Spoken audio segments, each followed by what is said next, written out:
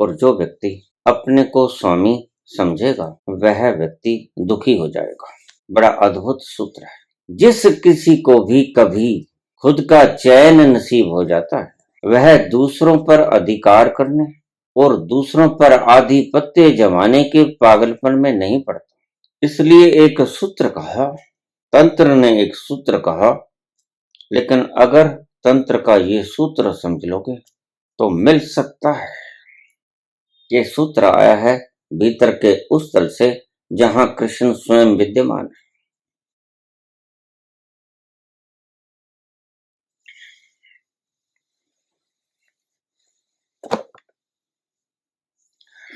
स्वयं को अपमानित कर स्वयं का उपहास उड़ा और गौर से देख, कोई है जो तुझे अपमानित कर सके।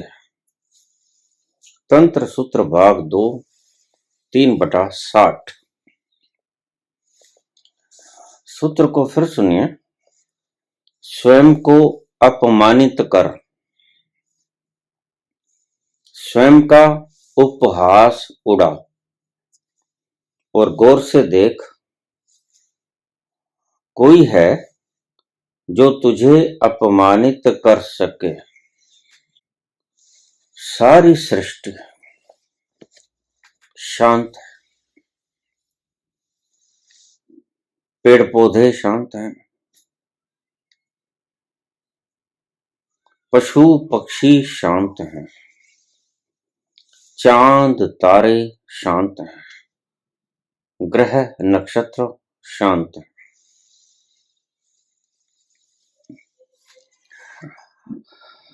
अकेला मानव अशांत है।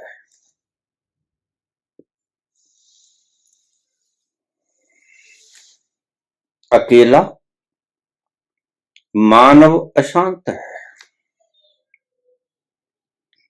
समग्र सृष्टि परम मौन है। समग्र कायनात परम मदहोशी और आनंद में, खामोशी के खुमार में डूबी हुई है। एक मानव बोल रहा है, एक मानव अशांत है, बाकी सभी प्रकृति शांत है। ऐसा क्यों है? क्योंकि मानव ने समग्र सृष्टि के अधिकारों को छीन लिया है। मानव ने पशु पक्षी के अधिकार छीन लिए। मानव ने पेड़ पौधों के अधिकार छीन लिए। मानव ने सभी के अधिकार छीन लिए और यही बस नहीं, मानव खुद मानव के अधिकार छीन रहा है।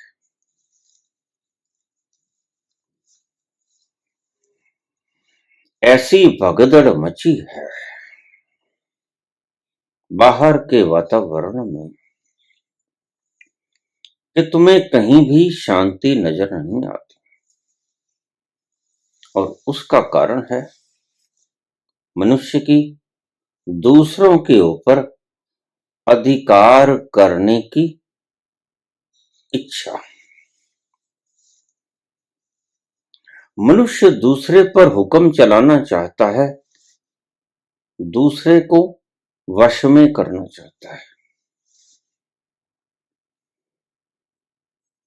और यही वश में करने की उसकी इच्छा दूसरों के अधिकारों का और स्वतंत्रता का हनन बन जाता है। बस यही एक कारण है कि मनुष्य दूसरों के अधिकारों को छीनना चाहता है और स्वतंत्रता को भी। जब मनुष्य दूसरों के अधिकारों और स्वतंत्रता को छीनना चाहता है तो ये पाप उसी को रिएक्शन के रूप में वापस आता है। मानवता के दुखी होने का ये एकमात्र कारण है। कैसे मैं सभी पर काबिज हो जाऊं, कैसे सब मेरा हुक्म माने। और इसी कवायद के भीतर मनुष्य दुखी ना होगा तो और क्या होगा। मनुष्य खुद से संतुष्ट नहीं है, दूसरों के ऊपर अधिकार जताकर, दूसरों को बेड़ियों में जकड़ के सारे पशु पक्षियों को, सारे ग्रह नक्षत्रों को अपने वश में करने का प्रयास करता है। और यह प्रयास उसे विषाद के गहन तलों में ले जाता है और मनुष्य दुखी हो जाता है। मनुष्य की ये वृत्ति उसके दुख का कारण है। इसलिए मैं कहता हूं सारी सृजना सुखी है, शांत है, अकेला मनुष्य अशांत है और दुखी है।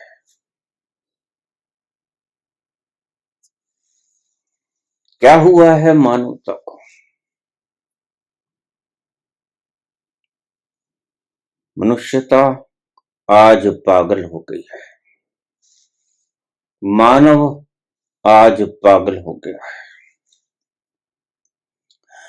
ये जो पागल खानों के भीतर हमने कैद किए हैं पागल,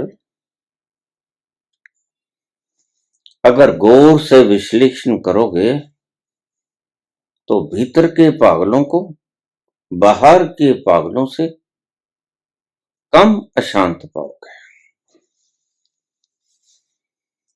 बाहर के पागल तो ऐसी अफरा तफरी मचाते हैं कि जिसका कोई अंत नहीं। भीतर के पागल सिर्फ उछल कूद कर लेते हैं, शोरगुल कर लेते हैं, हंस खेल लेते हैं, ऊट पटांग हरकतें कर लेते हैं, उसके सिवा कुछ नहीं करते। ना दूसरों पर अधिकार करने की योजना, ना दूसरों का अधिकार छीनने की योजना,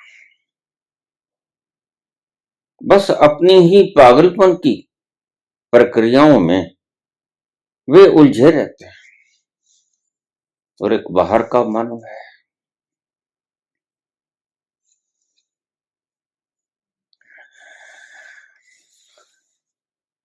जिसकी आकांक्षाओं की कोई सीमा नहीं, उसकी आकांक्षा परले पार तक खत्म नहीं होती। वो चाहता है कि मैं समग्र विश्व का अधिपति बन जाऊं। और इसी कवायद के भीतर वह पागल हो जाता है, न ठीक से हंस सकता है, न ठीक से जीवन को व्यतीत कर पाता है। उसे पता ही नहीं लगता कि आखिर मेरे जीवन का लक्ष्य क्या है। और बड़ी अद्भुत स्थिति हो गई है मानवता की।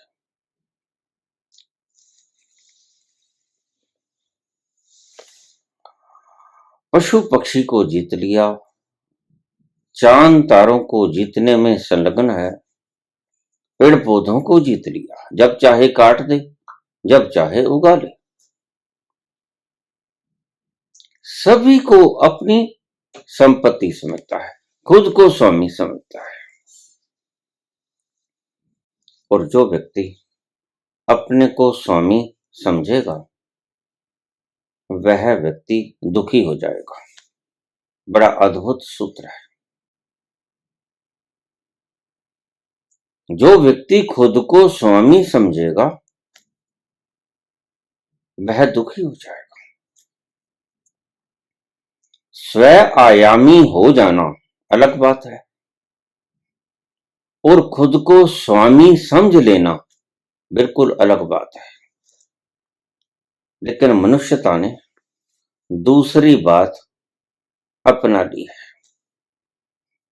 स्वयं को स्व आयामी स्वामी समझना शुरू कर दिया है, जबकि वो है नहीं। वह है पर आयामी,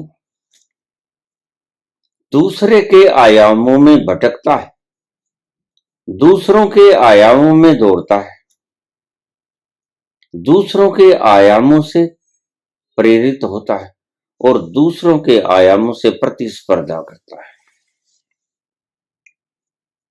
और ये प्रतिस्पर्धा की आदत तुम्हारी रातों की नींद छीन ली है, तुम्हारे दिन का चैन छीन लिए है। तुम्हें भूख तो लगती है, लेकिन वो भूख में खाया हुआ भोजन तुम्हें तृप्ति नहीं देता।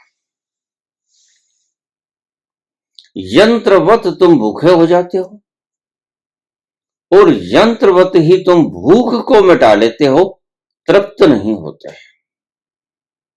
इन बारीक फर्कों को समझते चले जाना। यंत्र तुम्हें भूख लगा देता है और तुम उस भूख को मिटाने के लिए भोजन कर लेते हो। यंत्रवत ही तुम भूख को मिटा लेते हो, तृप्त नहीं हो पाता है, जबकि भोजन होता है तृप्ति के लिए। और जिसको भोजन से तृप्ति ना मिली, उसकी भूख का कोई अर्थ भी ना हुआ, उसकी भूख बेकार हो गई। बड़े गहरे शब्द हैं, इनको हृदय में उतर जाने देंगे।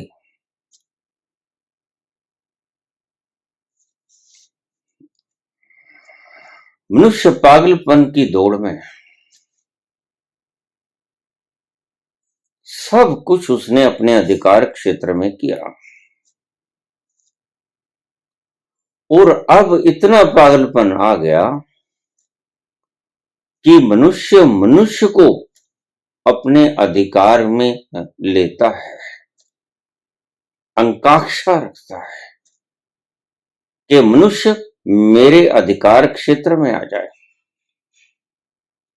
पशु को उसने जीत लिया, पंछियों को उसने जीत लिया, चांद तारों पर उसने चढ़ाई कर दी, ग्रह नक्षत्रों पे उसने चढ़ाई कर दी। अब वो मनुष्यों के अधिकारों के ऊपर चढ़ाई कर रहा है। मनुष्यों के अधिकारों को छीनने में संलग्न है।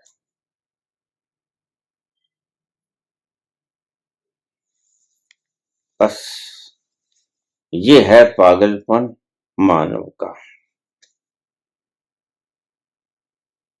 और ऐसा प्रत्येक मनुष्य की प्रवृत्ति धीरे धीरे हो गई है। ये छुआछूत का रोग है। कहीं किसी से चला था और आज थोड़ा थोड़ा सब में संक्रामक हो गया है। ये रोग सभी को घेर लिए है, इसलिए मानव इतना दुखी है। चांद तारों की तरफ देखो, कितने मस्त हैं, जरा भी तो फिक्र नहीं करते कल क्या होगा। ये धरती जरा भी तो फिक्र नहीं करती। और मजे की बात है कि धरती कल का फिक्र नहीं करती, धरती के ऊपर बसा हुआ मानव कल का फिक्र करता है। और धरती के ऊपर बसा हुआ मानव आने वाले कल का ही फिक्र नहीं करता, बीत जाने वाले कल के लिए कलह करता है। बीत जाने वाला कल कैसे गुजरा, क्या हुआ, उसे मालूम हो या ना हो, उसके लिए वो क्लेश करता है, कलह करता है। फिजूल की बातों में मनुष्यता उलझ कर रह गई। प्रतिस्पर्धा जैसे ही आती है वैसे ही तुम्हारा जीवन लक्ष्य विहीन हो जाता है। इन शब्दों को फिर समझिए। प्रतिस्पर्धा जब आती है, कंपटीशन, तो मनुष्य का असली लक्ष्य क्या है वह गौण हो जाता है। प्रतिस्पर्धा तुम्हारी असली लक्ष्यों को ढांप देती है, तुम्हारे असली लक्ष्यों को भस्मीभूत कर देती है। तुम भूल जाते हो कि तुम्हारा लक्ष्य था क्या।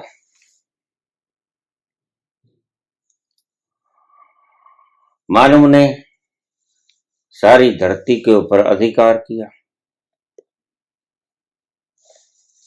पशु पक्षियों पर अधिकार किया, पेड़ पौधों पर अधिकार किया,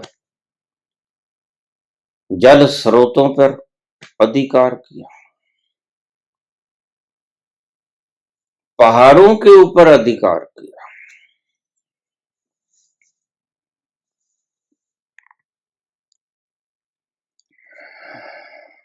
प्रतिस्पर्धा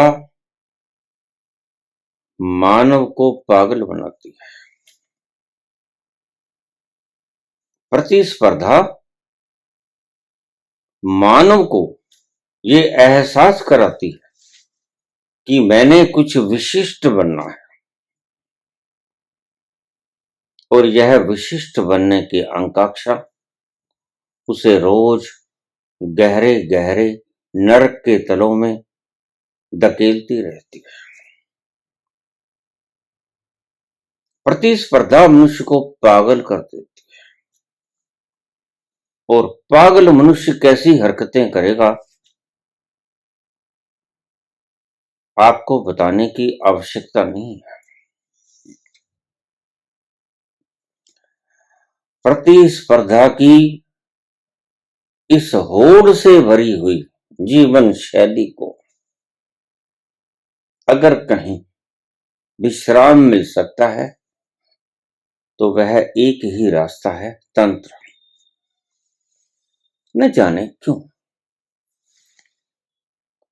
तंत्र को कभी व्याख्यायित किया नहीं गया, ठीक से किया तो गया लेकिन ठीक से उसको प्रचारित नहीं किया गया, प्रसारित नहीं किया गया, तंत्र को उपेक्षित रखा गया, जबकि तंत्र में ही सही जीवन को जीने का मार्गदर्शन है। तंत्र के सूत्र आपको उल्टे पुल्टे लगेंगे, है नहीं। असल में तंत्र के सूत्र उल्टे पुल्टे नहीं है, मानव की खुद की अवस्था। तुम सभी आज शीर्षासन करके खड़े हो, तुम्हारे सर नीचे, पांव ऊपर, इसलिए तुम्हें तंत्र के सूत्र उल्टे पुल्टे लगते हैं। खुद को अपमानित कर, स्वयं को अपमानित कर, लेकिन तुम तो दूसरों को अपमानित करना चाहते हो, और तंत्र कहता है कि स्वयं को अपमानित करो, और तुम दूसरों को अपमानित करने की होड़ में लगे हो। एक से एक आगे भागा जा रहा है अपमानित करने के लिए। होड़, होड़, प्रतिस्पर्धा,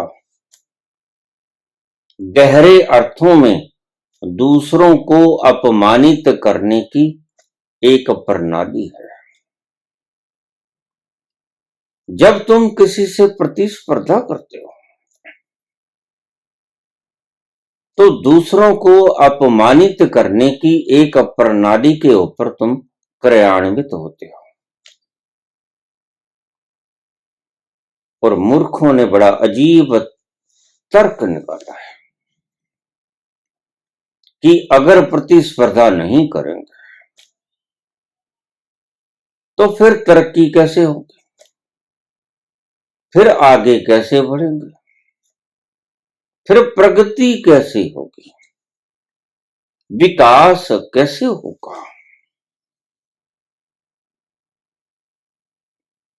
इसी पागलपन में मनुष्य अपना चैन गंवा देता है, और इस चैन को गंवा के, रात की नींद को गंवा के, आराम को गंवा के जो पाता है वो उनसे पूछो जो पाता है। अगर सत्य में इन गद्दी पे बैठे वाले लोगों को ईमानदारी से पूछा जाए कि आपने वास्तव में कुछ पाया, चाहे वो ये कह दें कि हां पाया, लेकिन वस्तुतः उन्होंने कुछ नहीं पाया। वस्तुतः तो उन्होंने गंवाया, अपना चैन गंवाया, अपनी नींद गंवाई, पाया कुछ नहीं। बाहरी पदार्थों की गद्दियों को पाया, हुक्म चलाने के अधिकार पाए, दूसरों के जीवन के ऊपर अधिकार करने की क्षमताएं पाई, लेकिन खुद का चैन नहीं पाया।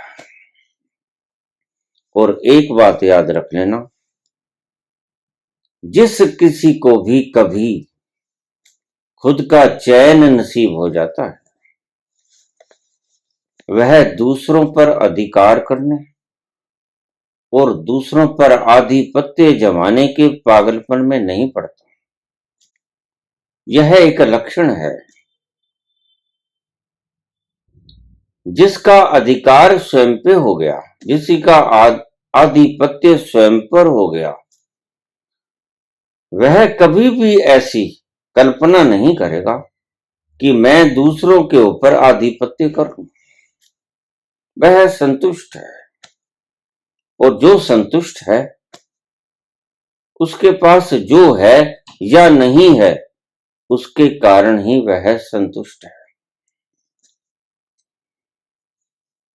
इसलिए एक सूत्र कहा, तंत्र ने एक सूत्र कहा, सुखी तुम तब हो जब तुम अकारण सुखी हो। तुम्हारे सुख का कोई कारण ना हो और फिर भी तुम सुखी हो, तो तुम वास्तव में सुखी हो। अगर तुम किसी कारण से सुखी हो,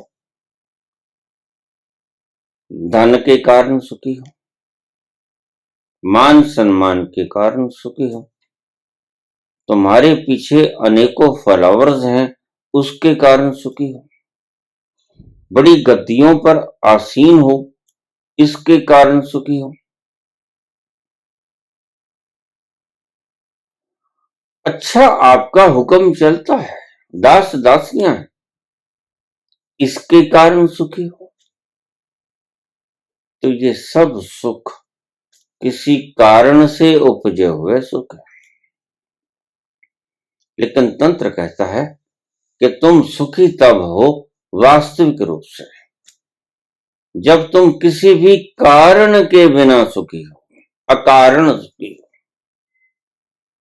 जिस घड़ी तुम अकारण सुखी हो, जैसे बच्चा सुखी होता है, छोटा बच्चा किलकारियां मारता है, हंसता है, अपने पांव इंजन की तरह चलाता है, हाथ पांव मारता है और किलकारी भरता है और खुश होता है।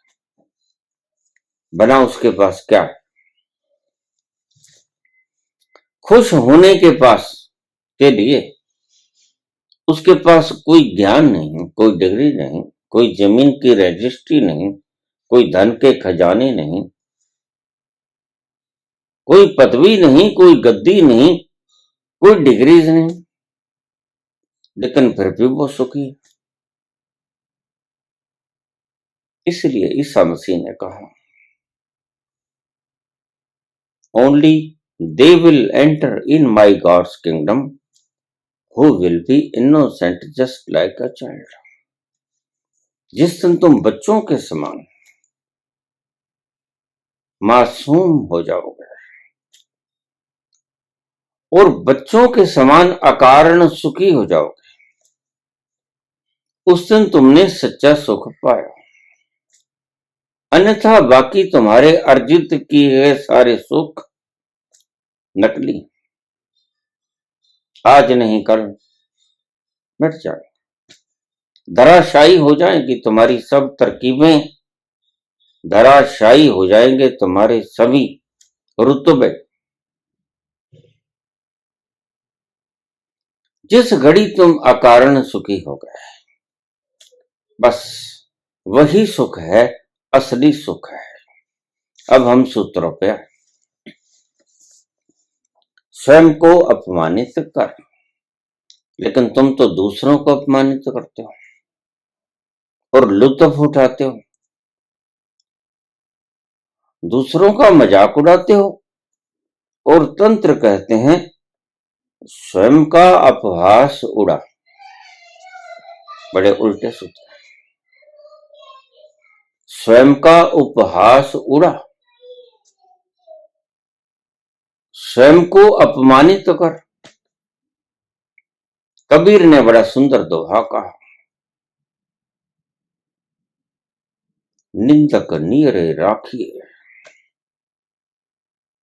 निंदक एक मायने से तुम्हें अपमानित करता है। और कबीर इस सूत्र को भली भांति जानते हैं कि स्थायी सुख मिलता कैसे है, अखंड सुख की प्राप्ति होती कैसे है, वे जानते हैं। निंदक नीरे राखी है, आंगन कुटी छवाए। बिन साबुन बिन बार के सकल मैल धुल जाए।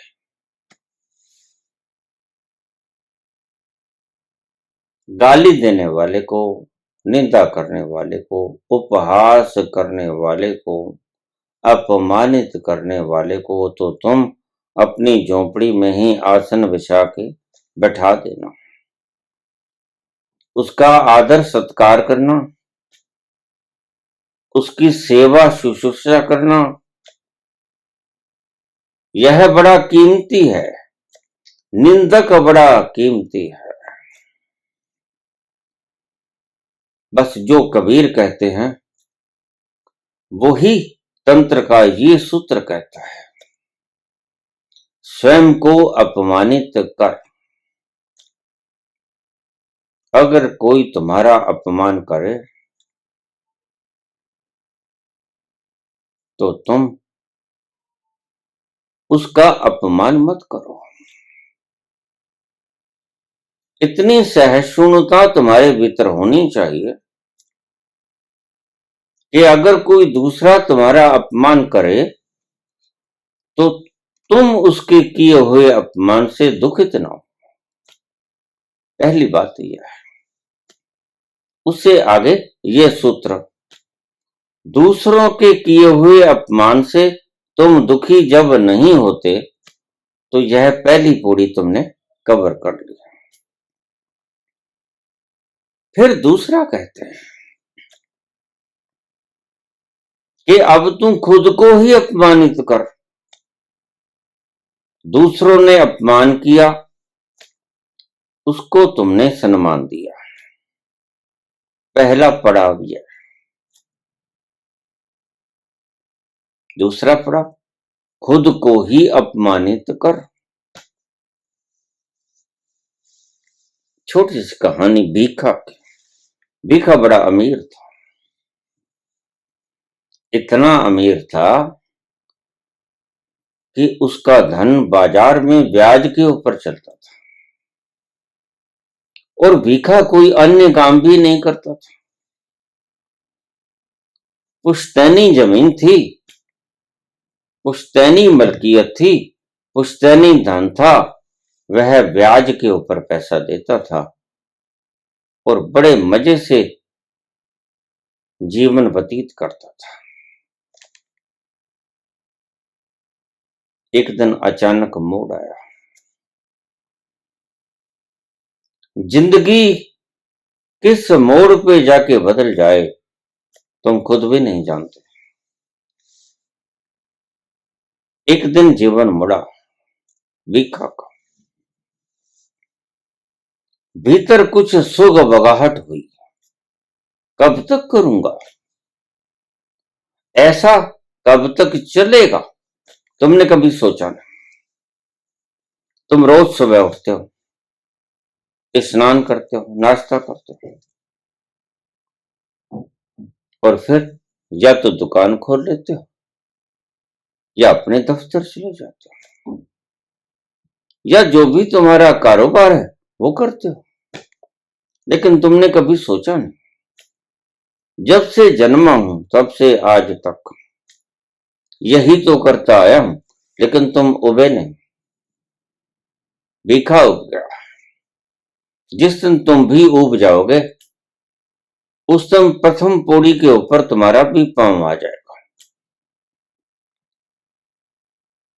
दुखों से छूटने का पहला पायदान तुम्हें भी उपलब्ध हो जाएगा जिस दिन तुम रोजमर्रा की इस आवक जावक से थक जाओगे, ऊब जाओगे।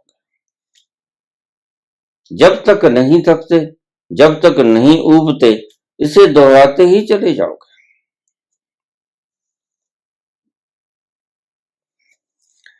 भीखा अपने महल के बाहर खड़ा था।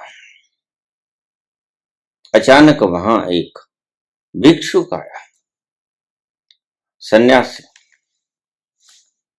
और आकर भीखा के सामने खड़ा हो गया। उसके हाथ में भिक्षा पात्र था। बस सिर्फ खड़ा हो गया, कहा कुछ नहीं। भीखा ने उसे सर से पांव तक निहारा। भीखा ने उसे कोई जवाब नहीं दिया, सिर्फ देखता रहा। और बस वह सन्यासी, वह भिक्षुक वहां से चला गया।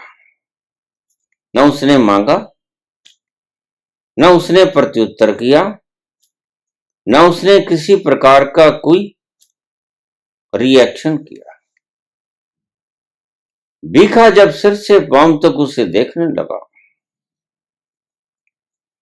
तो उसने एक चीज देखी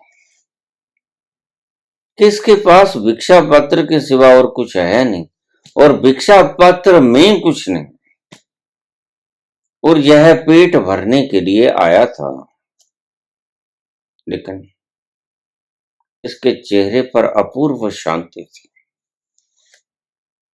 कोई भटकाहट नहीं, कोई घबराहट नहीं, कोई प्रतिस्पर्धा नहीं। बस भूख लगी होगी, भिक्षा पात्र लेके आ गया। भीखा ने कोई प्रत्युत्तर न दिया,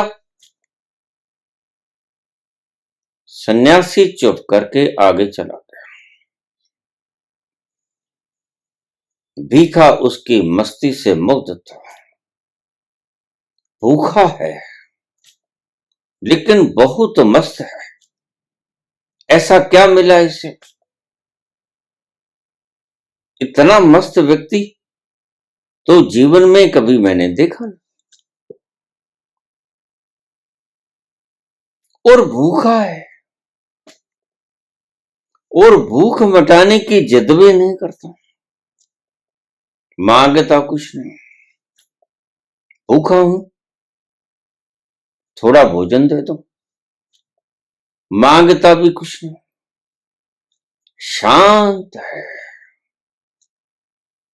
जरा भी बेचैनी नहीं, जरा भी अधैर्य नहीं, कोई मांग नहीं, बस सिर्फ खड़ा है। इतनी शांति से भरी हुई तस्वीर भीखा ने इससे पहले कभी नहीं देखी थी। और उसकी शांति का जादू, उसके धैर्य का विलक्षण जादू भीखा को नहला गया बाहर भीतर तक। वह संत कब चला गया?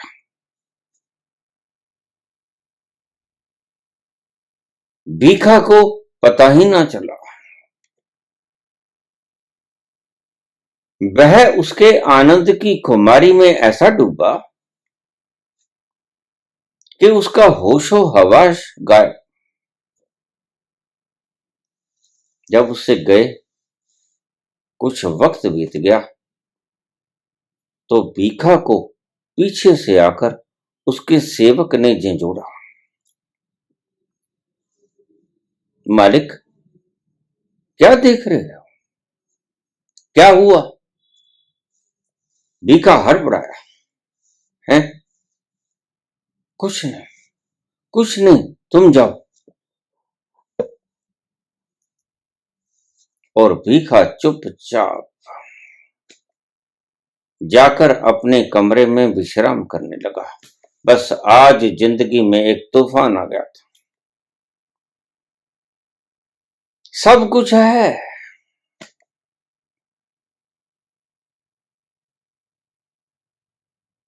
लेकिन जो शांति उस सन्यासी के भीतर है वह नहीं है।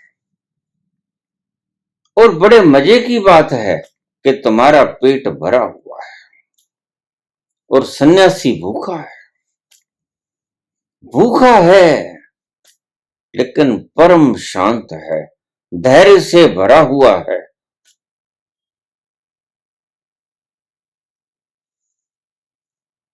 ऐसी अवस्था को देखकर रोम रोम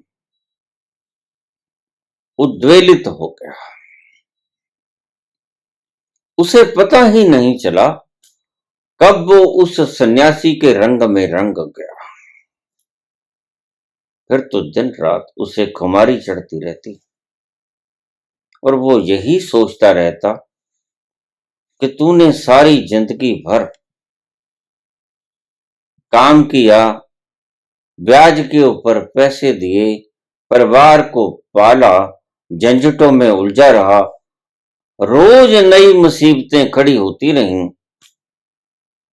मैं ऐसी शांति कब पा सकूंगा? बस इसी उधेड़-बुन में दिन भर रात उसका जीवन व्यतीत होने लगा। प्रौढ़ उम्र थी, बच्चों ने काम संभाल लिया था। और एक दिन इसी उधेड़-बुन में सारा दिन वो महल में ऊपर से नीचे, नीचे से बाहर, इधर से उधर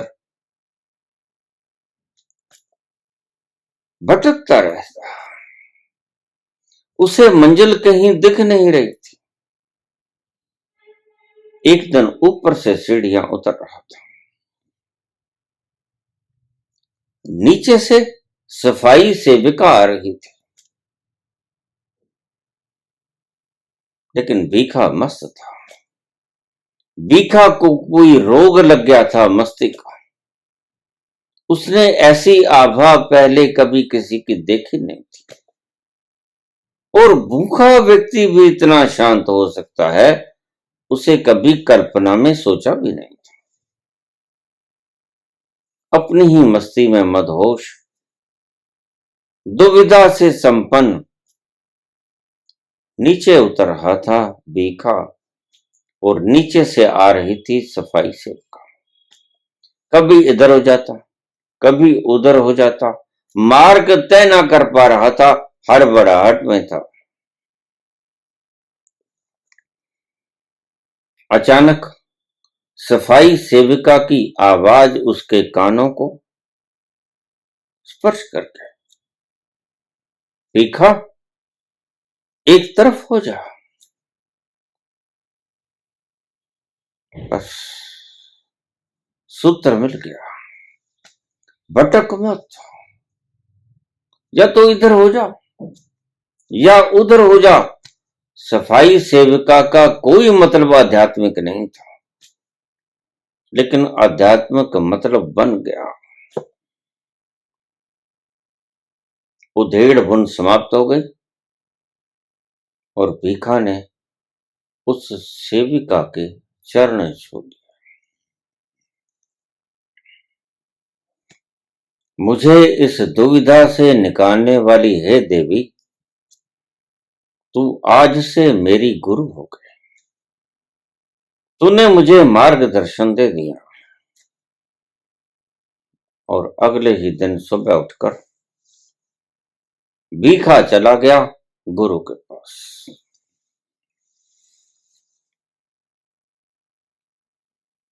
अपनी मंशा जाहिर की, मैं उस परम आनंद को, परम तृप्ति को, शांति को पाना चाहता हूं। मैं शांत नहीं, भटका हुआ हूं। अनेकों विचार मेरे भीतर उठते हैं, मन चिल्ला रहा है, मन शोरगुल करता है। मुझे रास्ता बता दो।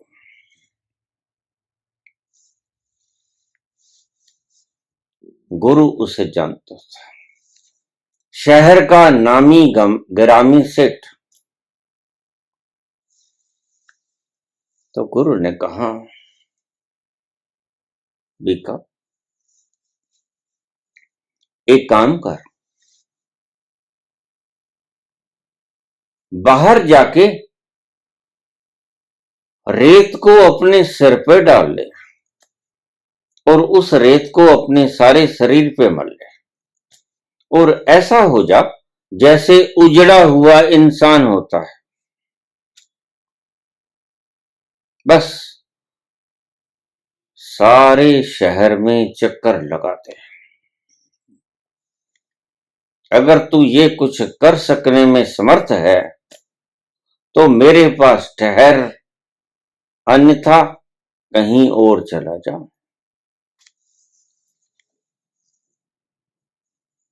भीखा के भीतर प्यास जग गई थी। वह बाहर गया,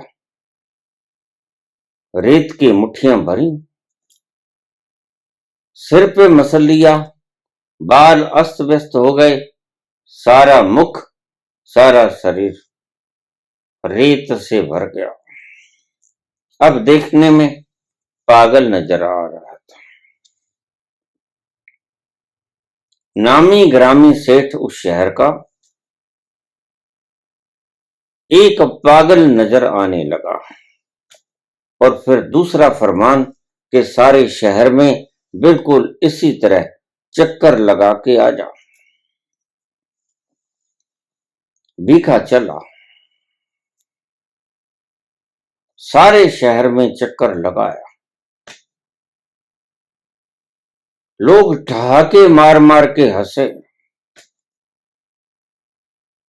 लोगों ने बहुत सी टिप्पणियां की, तरह तरह की टिप्पणियां की, लेकिन उन टिप्पणियों से भीखा विचलित नहीं हुआ। अपने ही रास्ते पर, गुरु के बताए हुए मार्ग पर चलता रहा। सारे शहर का चक्कर लगाना है, गली गली कूचा कूचा छान देना है।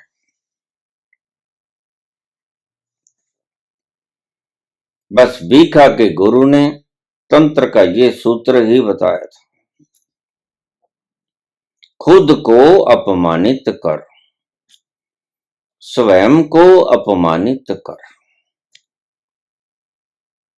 कुछ लोगों ने, जिन्होंने उससे कर्ज उठाया था, राहत की सांस ली। अच्छा हुआ, पागल हो गया, अब वो मांगेगा किससे। लेकिन इन सभी बातों से बेमुख हो गए। भीखा अपनी राह चलता रहा। तंत्र के सूत्र बड़े गहरे हैं और तंत्र के सूत्रों को अक्सर संत इस्तेमाल करते रहे अपने प्रैक्टिकल जिंदगानियों में। सांझ ढले, सारे शहर का गली कूचों का चक्कर लगा के भीखा वापस आया और गुरु के चरणों में सिर रख दिया। गुरु ने अपना वरद हस्त उसके शीश पर रखा। आज तू गुरु घर में स्वीकृत हो गया। बहुत मुश्किल पड़ेगी आपके लिए, क्योंकि तुम स्वयं को अपमानित करना ही नहीं चाहते। तुम सदा इस कवायद में जुटे रहते हो कि हम कब मौका मिल जाए, कब हम दूसरे को अपमानित करें। तुम खुद का मजाक कैसे करोगे? तुम सदा इसी कवायद में लगे रहते हो कि कब मैं दूसरों की मूर्ताओं के ऊपर हंसूं, तालियां बजाऊं, मजाक करूं। लेकिन तंत्र के सूत्र बड़े सरल हैं और मैंने कल भी कहा था, संसार के सूत्र तुम्हें संसार के पदार्थ दे देंगे, बस एक शांति नहीं देंगे और तुम अशांत हो। तुम्हें असली जरूरत शांति की है। पेट भी भर जाता है तो भी तुम्हारी जरूरतें पूरी होती नहीं, और जब थोड़ा जोड़ने से तुम्हें शांति नहीं मिलती, तुम अशांत ही अशांत रहते हो और वर्ण ज्यादा अशांत हो जाते हो। तो फिर तुम्हारा मन तर्क उल्टा देता है कि फिर थोड़ा और जोड़ लो, अभी कम जोड़ा होगा, इसलिए मुझे शांति नहीं मिली, थोड़ा और जोड़ लो तो मेरा मन शांत हो जाएगा। बस इसी उधेड़बुन में, इसी चक्करबाजी में तुम कोल्हू की बैल की तरह वहीं वहीं चक्कर लगाते रहते हो, उलझे उलझे से जीवन को खत्म कर लेते हो। इसे ही संत मूढ़ता कहते हैं। आछे दिन पाछे गए, गुरु से किया ना हेत। भीखा को गुरु मिल गया, लेकिन तुम उन अच्छे दिनों में जब गुरु मिल सकता था तब तुमने तलाश नहीं किया। अब पछताए होत क्या, जब चिड़िया चुग गई खेत। अंतिम वक्त आ जाता है, जोड़े हुए कमाए हुए झूठों से, कफर से, तूफान से, पापों से, बेईमानियों से, ठगियों से तुम्हारी सभी गतियां, सभी पदार्थ, सभी मान सम्मान, सभी अलंकार, सभी उपाधियां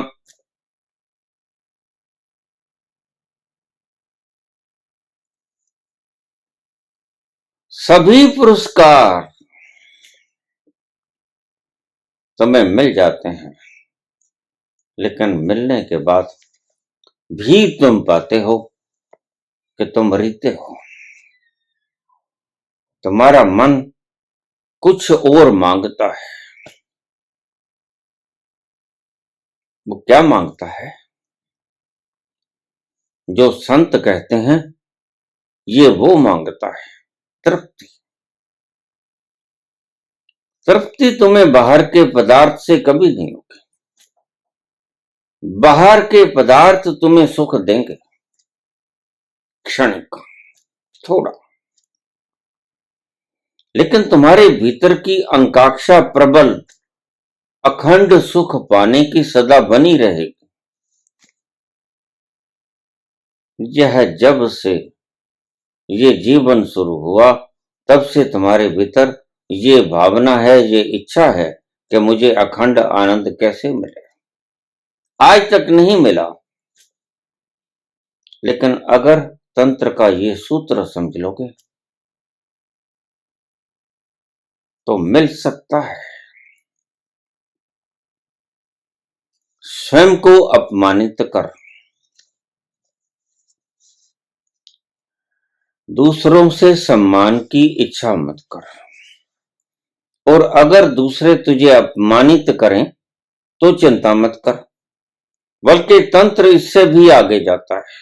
वो तो कहता है कि स्वयं को ही अनुमानित कर ले, स्वयं को ही अपमानित कर ले। स्वयं का उपहास उड़ा। तुम दूसरों की मूर्खताओं पे हंसते हो और तुम्हें पता ही नहीं है कि तुम स्वयं भी रोज कितनी मूर्खताएं करते हो। ये तुम्हारे द्वारा जोड़ी गई जीवन भर की संपदाएं, पदार्थों के रूप में, डिग्रीज के रूप में, मान सम्मान के रूप में, गद्दियों के रूप में, धन के अंबारों के रूप में, संतों की दृष्टि में मूढ़ता के सिवा और कुछ भी नहीं।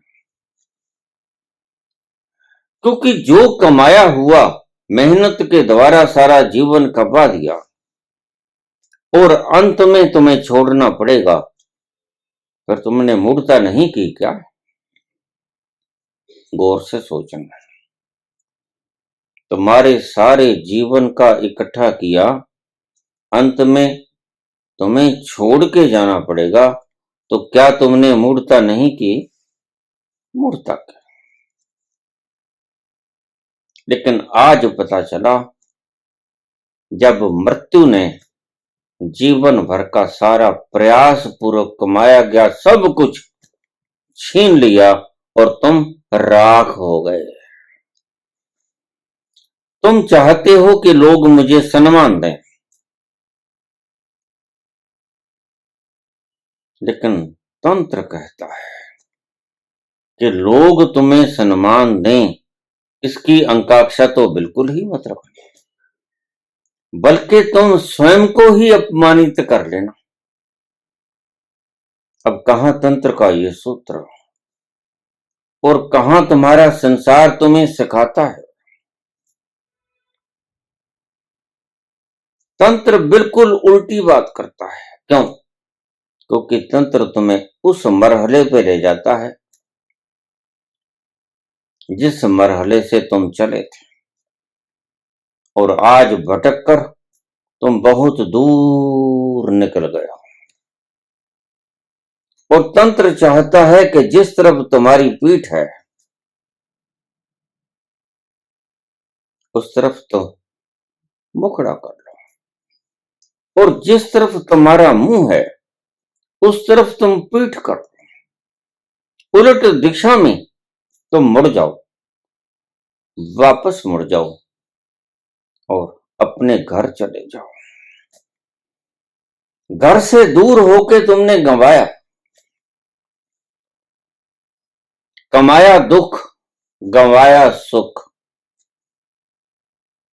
और घर की तरफ मुंह करके तुम वो कमाओगे जो सच में कमाने योग्य है।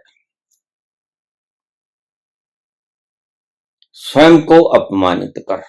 दूसरे तुम्हारा सम्मान करें ये तो बिल्कुल अपेक्षा मत कर, बल्कि खुद को ही अपमानित कर ले। अद्भुत सूत्र है। स्वयं का ही मजाक उड़ा, क्योंकि तुम्हें पता ही नहीं कि तुम मजाक उड़ाने के योग्य हो। तुम काम ही ऐसे करते हो कि जिसका लोग मजाक उड़ाए, तो क्यों ना फिर तुम खुद का ही मजाक उड़ाना शुरू कर दो। इससे पहले कि लोग तुम्हारा मजाक उड़ाएं, काम तो तुम वही करते हो कि लोग तुम्हारा मजाक उड़ाएं। तो तंत्र कहता है कि तुम स्वयं का ही मजाक उड़ाना शुरू कर दो। फिर दूसरे अगर मजाक उड़ाएंगे तो तुम्हारे ऊपर कोई फर्क नहीं पड़ने वाला। लाओज़े एक दिन बैठे अपने शिष्यों से संबोधित हो रहे थे।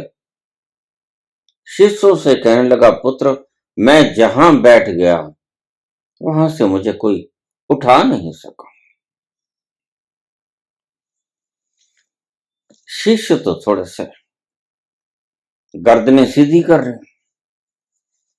गुरुदेव, ऐसा तो हम भी चाहते हैं कि हम जहां बैठ जाएं, ऐसा मंत्र तो हमें भी दीजिए, वहां से हमें कोई उठाए ना, उठा सके ना।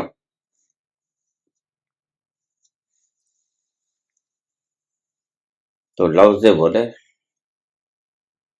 बच्चों, मैं सदा वहां बैठ जाया करता था जहां पर लोग जूते उतारकर अंदर जाते थे। वहां से कौन उठाएगा? जूतों के पास बैठे हुए व्यक्ति को उठाएगा कौन?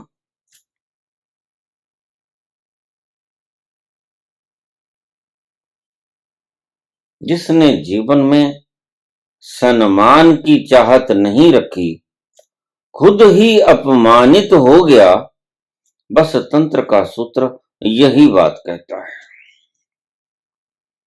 और तुम उलट बांसी चले हो, दूसरों से तुम सम्मान चाहते हो। तुम्हें पता नहीं सम्मान तुम्हें मिलेगा कहां से।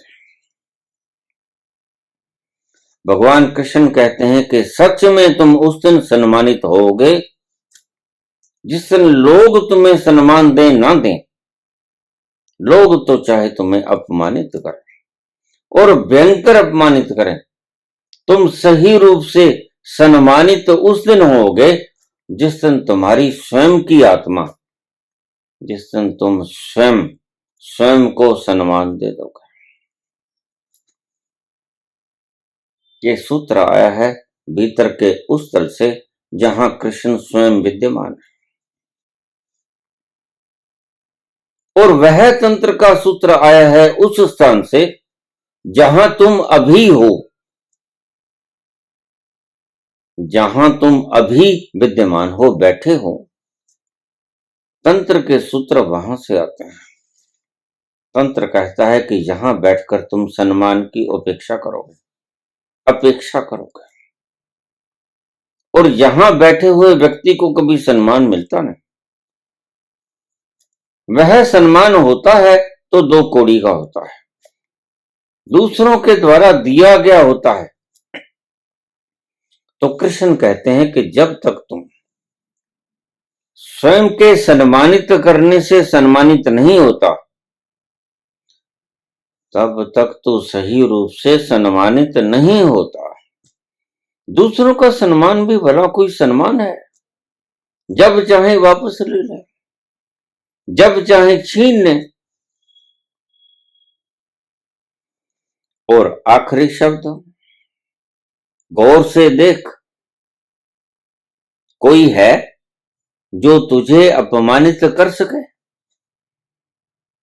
ये शब्द उस तल से कहे गए जिस तल पर कृष्ण अधिष्ठित है, जिस तल पर कृष्ण कह रहे हैं अर्जुन से कि तुम स्वयं में प्रतिष्ठित हो जाओ, तू अपनी प्रज्ञा में ठहर जाओ, तू अपनी प्रज्ञा में स्थित हो जा, स्थिति प्रज्ञ हो जा। जिस दिन तुम अपनी प्रज्ञा में स्थित हो जाओगे, उस दिन तुम्हारी आत्मा यानी तुम खुद को सम्मान दे दोगे, और वो होगा असली सम्मान। बाहर के लोगों से मिले हुए सम्मान तो नकली थे, झूठे थे, और दूसरों के हाथ में थे।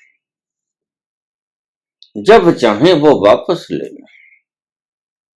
इसलिए सम्मान करने वाले अक्सर, पांव में पड़ने वाले अक्सर कभी जूते निकाल लेते हैं और तुम्हारे सर के ऊपर मारते हैं। यह अक्सर होता है। तो सूत्र कहता है तंत्र का कि दूसरों के सम्मान में भरोसा मत रखना। वहां निकल जाना जहां सच में तुम सम्मानित तो हो सको, और फिर जाग के देख, गौर से देख, क्या कोई है जो तुझे अपमानित कर सके? नहीं, कोई नहीं। गौर से देख, कोई है जो तुझे अपमानित कर सके? नहीं, कोई नहीं है, क्योंकि दूसरा है ही नहीं। इसे ही अद्वैतवाद कहते हैं। जब दूसरा है ही नहीं तो तुझे अपमानित करेगा कौन? तो उस तल पर चला जा जहां दूसरा मिट जाए, तंत्र ये कहना चाहता है। सार रूप में तंत्र का रस इन शब्दों में आता है कि तू वहां पहुंच जा जहां तू स्वयं विद्यमान है। बाहर तो तू नकली नकली होगा, ड्रामे करेगा, दिखावे करेगा, प्रपंच रचेगा, वेशभूषा करेगा, नकली नकली वस्त्र पहनेगा।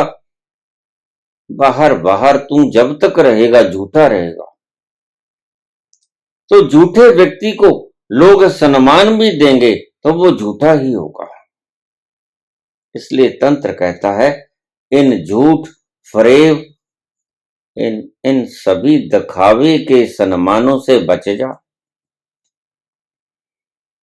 ये आज तुझे सम्मान देते हैं किसी कारण से, कल अगर वो कारण खत्म हो गया तो ये पांव से जूता निकाल के तुम्हारे सिर पे पटकेंगे। इसलिए तुम ऐसे सम्मान को त्याग दे, तुम उस तल पर पहुंच जा जिस तल पर दूसरा है नहीं, अपमानित करने वाला ही नहीं है, दूसरा ही नहीं है, तो फिर तुझे अपमानित करेगा कौन? बाबा नानक कहते हैं निर्वैर, कोई वैरी ही नहीं, अपमानित करने वाला है ही नहीं, निरपों, फिर तुझे डराएगा कौन? जब दूसरा ही नहीं है तो डराने वाला भी नहीं है। तो उस तल पर पहुंचा जिस तल पर जाकर बाबा ने मूल मंत्र का गुंजार किया, जहां जाकर निर्वैरता आ जाती है, दूसरा मिट जाता है। दूसरे के मिटने का ये लक्षण है।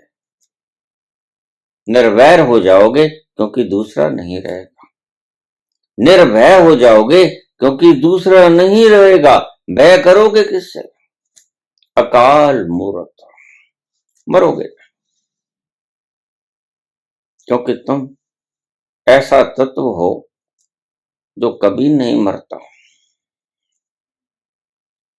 जो कभी घटता नहीं, जो कभी बढ़ता नहीं, जो जैसा है वैसा ही रहता है, सदा से है, था, रहेगा। आद सच, जुगाद सच, है भी सच, नानक होसे भी सच।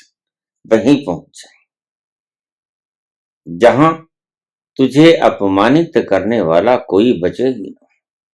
अद्वैतवाद, जहां दूसरा ही नहीं है, बस फिर न तुझे मृत्यु का फिक्र होगा, न तू किसी से वैर कर पाएगा। सभी तरफ प्रेम और प्रेम की बरसात के आगोश में तू समाया रहेगा, न कोई भय आएगा। सभी तरफ आनंद ही आनंद की किरणें बरसती हुई तुम्हें मदहोश करती हुई, खुमारी में तुम्हें डुबाती हुई तुम्हें सदा से मस्त बनाए रखेंगे।